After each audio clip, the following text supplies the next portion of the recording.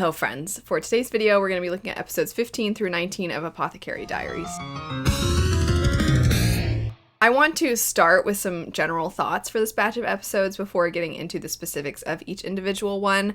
First off, this section had some of the biggest reveals so far. A lot of the show at this point, or up to episode 15, has been giving you almost a feeling of mystery of the week.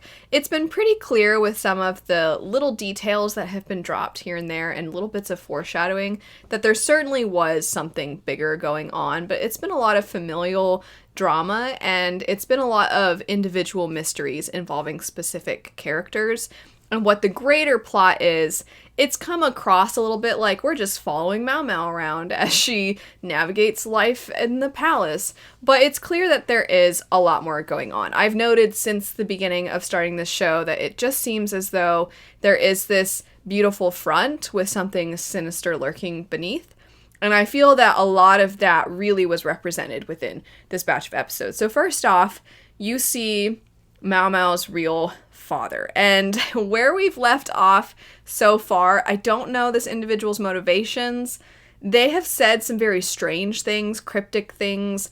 They come across so slimy and deceptive, but simultaneously, I don't really know. Are they just trying to sow chaos? Are they trying to gain power? What are they doing and why? I don't really know, but you also sort of see them in a sense through Jinshi's perspective. I've mentioned how so much of the show, for the most part, is through Mao Mao's perspective. So there are certain details that you can only really have through her, and then you have to try to gather bits and pieces on your own, but occasionally we stray from her and we see certain things with her absent. And I do feel like this section we started to see a little bit more of the story through Jinshi's eyes. And you're starting to, you're getting introduced to Lacan, I think is his name. Her father, that guy. You see him initially through Jinshi, and Jinshi does not like him. So I feel almost like you're set up and inclined to be like, oh, I hate this guy. And then it's being shown to you that that initial feeling is kind of true because he just seems awful, right? I feel like he just seems so gross. Like Mao Mao's reaction whenever, I mean, I feel bad comparing this to Jinshi, but you know how Mao Mao does her weird shiver, like, thing all the time? I kind of feel like that about her father. He's icky. I don't know a better way to word it. He gives me the ick currently. But what's interesting, and the reason I'm a little unsure about him, is because for a little bit, I thought, is he behind the threats against Jinshi? Is he somewhat responsible? Because you see him seem very interested in the whole thing with the three brothers, which is one of the episodes that just sort of has that feeling of mystery of the week.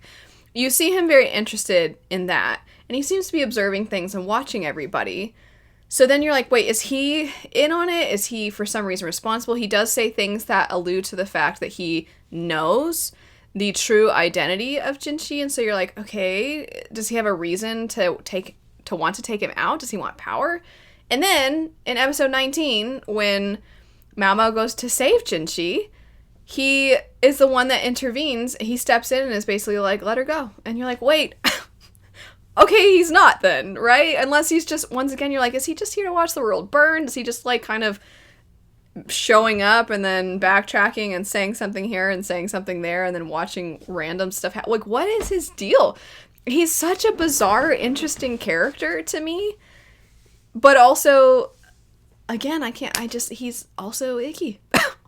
I can't think of the last time that a character I was like, ugh, I hate this guy, especially after that comment he made about her mother, where he's like, I did to them the thing that you do when you want to take away their value, quote unquote, their worth. And you're like, ugh. But then you're like, wait, what? Because he seems to try to visit, and you're like, wait, is he trying to make amends? Anyway. So I really wanted to at least kind of start with some of these general thoughts first, because the introduction of my notes for this is basically the fact that other people have noted that Liaku is kind of stupid, and I'm like, that's not a great place to start. I don't want to start there. Let's start with some of the bigger picture stuff. I also want to, before getting into the specifics, touch on that ceremony that was happening in episode 19. Obviously, I don't know the conclusion of that, the resolution, is there fallout? I don't know, but there are some people then that do know that he is more important than he lets on. And last week, I do want to clarify some things about some of how I stated my thoughts. When you get the backstory of the mother, of Jinshi's mother specifically, you get her backstory, you get the babies were switched. It kind of seems like she knew. Well, she definitely knew, because it seemed like she was somewhat behind it, because she recognized they're never going to value me or my child. The only way that my child will have a chance, because he was born at the same time as the dowager, the empress, basically. Because he was born at the same time as her child, then she was never going to get any of the attention, and thus her child was never going to get the attention. And that was a dangerous situation to be in, so she kind of orchestrated, potentially, the switching of these children so that her child would have a chance at life, which is how he has ended up seeming like he is the brother of the current emperor rather than what he actually is, which is his son. I was saying that I don't know at this point why it's so important that he basically get through life or go through the palace as if he doesn't hold as much power as he does. I recognize that there is this lie that he's upholding, just that he wasn't really responsible for. Obviously, he was an infant, but he's sort of upholding the appearance that he is the prince rather than the emperor's son. He's upholding, I should clarify, he's upholding the appearance that he is the emperor's brother as opposed to being the emperor's son. What I'm unsure about, though, is, one, he doesn't even navigate life as the brother more often than not. You don't see him being like, I'm the emperor's brother. He's not really taking on that role. And then on top of that, because now the current emperor is the one ruling, he, you would think, essentially holds the most power out of anybody within the palace. So what threat is there to just reveal that Jinshi is his son, actually, not... Like, what's the point of upholding this lie? That's where my curiosity was stemming from. I wasn't, just to be clear, I wasn't confused that Jinshi was switched. I was more so wondering, where's the threat? And I'm wondering from a position of, I don't expect to get that answered currently. I don't even know that we're going to get those answers within this season, as we're already kind of approaching the end, and a lot of revelations are being made, more so about Mao Mao and her family.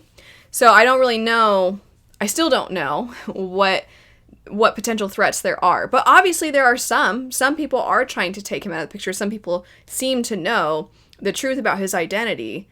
But I'm like, but who? Who, like, I guess I want to know the pieces and who is controlling them and why they would want to do this. Because otherwise I don't really, and I don't know that we're going to get that. That is sort of like the greater mystery. And the reason I started this all by saying you've been getting sort of mystery of the week, but it seems like there's something else going on.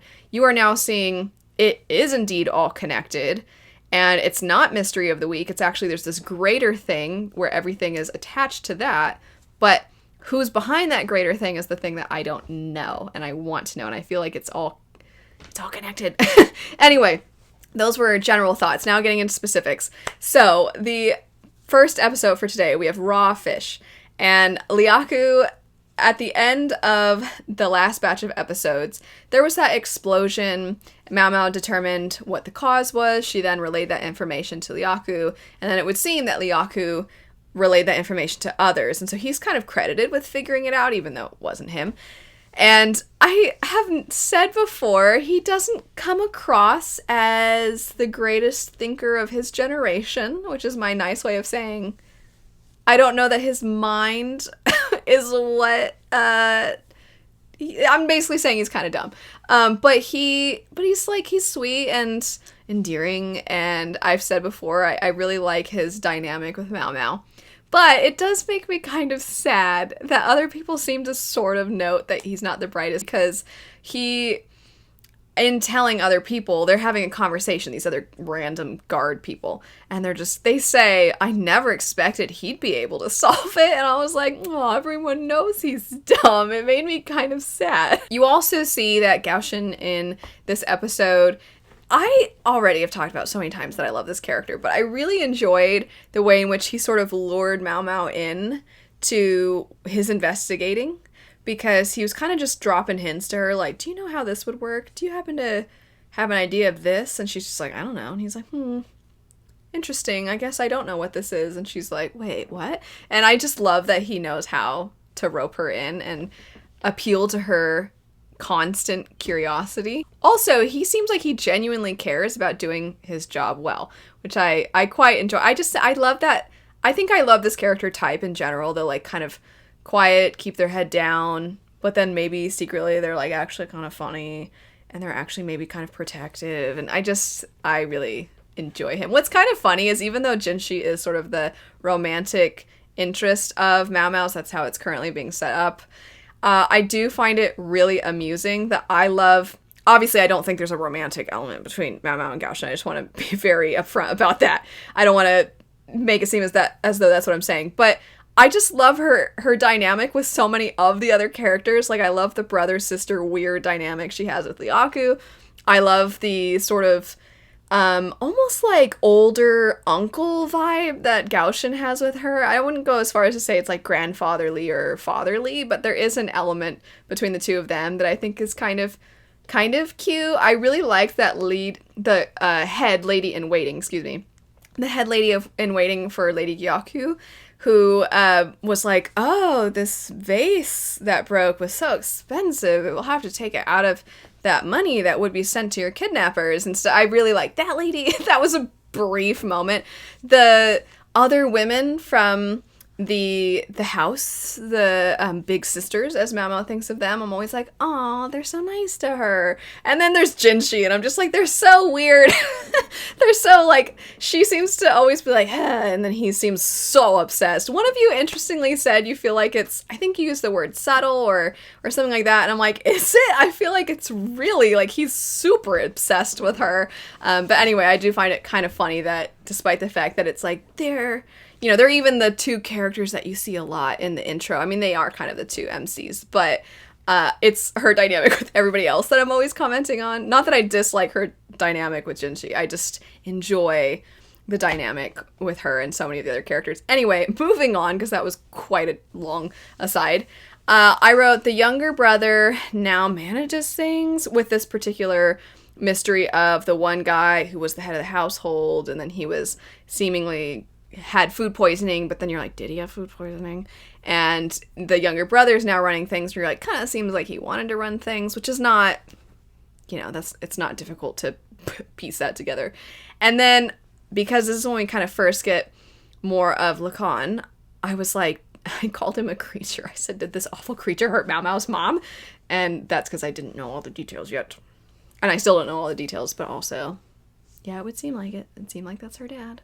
And at this point, it hadn't been noted that the person that she considers to be her father, I don't think she had used the word adoptive just yet, but she does use adoptive within this batch of episodes. So hence why it's pretty obvious at this point that this is actually her father. Moving on, though, to episode 16. This is the one with the brothers. And I thought that the mystery was fairly obvious. The first thing I wrote in my notes was put the bowl on the pedestal where the window is. And all I can think about is that this feels so much like some kind of video game puzzle. I think that's the only reason I was like, it's obviously that. I mean, they do clue you into by it's like, here's the window, here's the chest, here's where they would all sit. They've got this whole layout and everything. But it reminds me of Prince of Persia: The Sands of Time, where you have to move the mirrors, and then the light reflects off the mirrors, and you have to get it to do exact right I mean, a lot of games have this sort of puzzle setup. So this one, I was over here, stupid me, who's not anywhere close to as intelligent as this fictional character that is Mao Mao. But I'm over here like, I figured it out really quickly. I did really like that she, meaning Mao Mao, has this moment where she tells the nice brother I mean, all three of them have very different personalities, but the youngest one and the sweetest one, she tells him that if he's ever not feeling well, to visit her father. And you're like, oh, that was sweet. She kind of, one of the first times that she goes outside of the norm to actually speak up on something, which I feel there is a lot to probably dissect about why does she feel comfortable actually not just constantly keeping her head down, what gave her the courage to say something, because up until this point we've seen that she really tries to avoid having any kind of notice placed on her. She pretty much never brings up her, at this point, adoptive father to anybody. But the fact that she seemed to care enough to tell this individual, I'm not quite sure why that spark was there, but I do wonder if, looking back, if this is going to be one of those scenes that's kind of an indication of growth in a certain direction. I don't know if she's just feeling more confident, comfortable in herself, or she's feeling maybe safer to some degree, like she has some semblance of protection now that Jinchi is sort of her employer and she's already been fired and then was able to come back. I'm not really sure why, but I did think that that moment was really sweet. Anyway, I then, at the end of this episode, noted that I thought the elder/younger brother comment meant that Lacan knew that Jinchi was not the person that everybody believes him to be. Jinchi seems to think that as well. He's like, I think this guy knows who I actually am, which also clues in that, like, he knows who he actually is, right? Because I feel like in the previous batch of episodes, you're like, I think he knows that that's his mom. I think that's why he's sad. And then here you're like, yeah, he knows. Then we get the episode, A Jaunt Around Town, which has one of the funniest disguise creation moments that I have ever seen. So, you know, she doesn't know why. Mao Mao just knows that Jinchi is planning on going into town, and that as a result, he doesn't want people to know he's going into town as who he is. He wants to be able to blend in.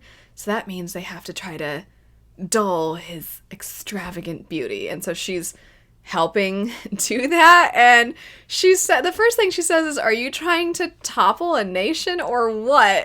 And I wrote Mao Mao about Jinchi's heavenly beauty. I really found the disguise super funny. There's that moment where she was like, what if he looked like a woman?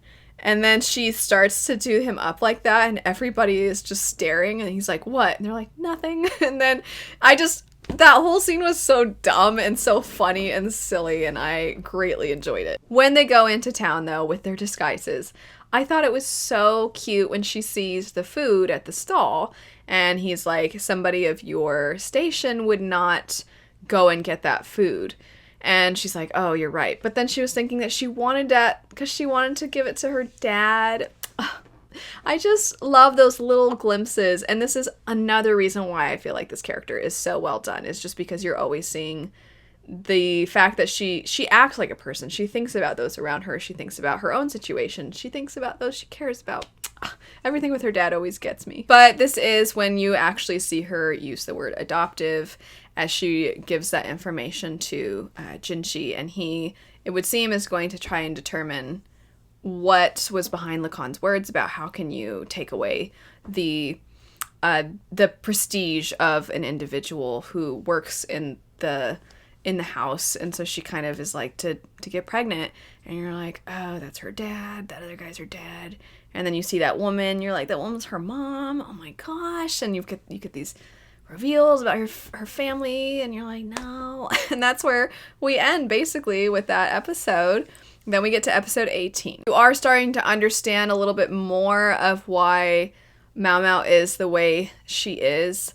And I wrote specifically, I pulled it off with no apparent emotion. That's sort of a thing that Mao Mao thinks, and I just thought that was so devastating. But you do see, because she does come across, I've noted instances where she, generally speaking, is not the most extroverted character. She is sort of to herself.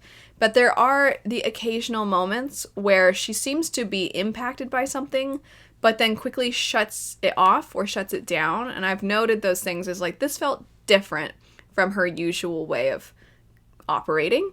And I feel like this is now illuminating why she's had to just function in life, to not dwell on things, which she has every right to do. She's sort of just shut off, I think, a little bit when it comes to certain things, especially with how her mother has been treated and how when she sees other people that are facing these sort of impossible situations, it also really explains why she is so determined to keep her head down and not attract attention from anybody, because she fully recognizes how quickly, even when you do start to have a little bit more for yourself, how quickly it can all be taken from you.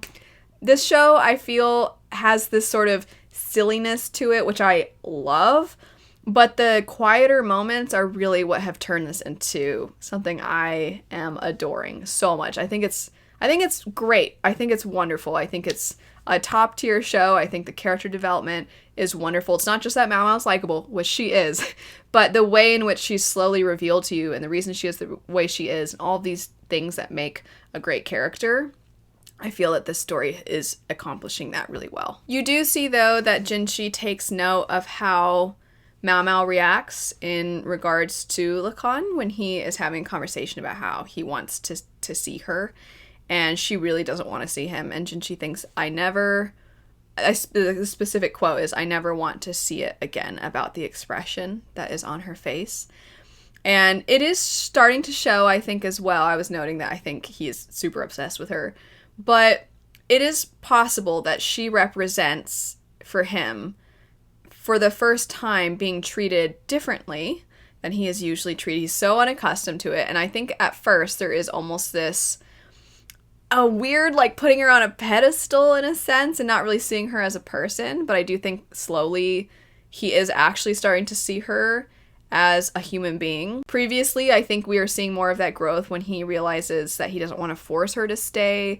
And if she wants to leave the palace, then he needs to let her make her own decision. And there was a miscommunication with that, but at least he was attempting to ensure that he didn't abuse his power or try to control her in any way. And then now you're seeing that he is once again wanting to do something to look out for her because of what she not what he would deem is best for her. That just almost blind obsession is actually turning into something that is less weird, which I do really enjoy. And then at the end, I'm not sure how to say her name if I even caught it exactly, but Sure, the other lady that was with those women that were mean to Mao Mao before, that one that sort of stood out, I wrote, is she gonna kill someone? And then episode 19 was one of the most exciting episodes, so I'm just going to read through really quick, rapid fire my thoughts. I said, well, first off, I said, wow, her reaction to the cow part, because he is telling her, like, oh, I'll get you this, I don't know exactly what it was, I'm forgetting, but apparently, like, this piece of some kind of cow that's this, it's basically like the philosopher's stone for people like her, and she's like, and she's really excited about it. And then I wrote, oh no, the guard hit her, when she goes to, because she pieces everything together and she's like, oh no, whoever this person is, they're in danger.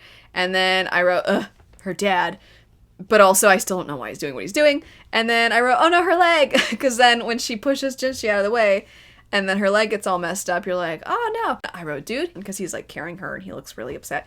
And then that's where we leave off. And I loved this episode, but it was so, I didn't really, as you can tell, note anything that interesting, because I was just like, oh my gosh about everything that was happening. I don't know what her, I mean, she kept thinking, like, someone important is in danger, and then obviously that important person was him. And is she gonna wonder about that? I feel like she's a very curious person. Alas, that is it for this batch of episodes. As always, thanks so much for watching. I hope you have a great rest of your day, and I'll see you later.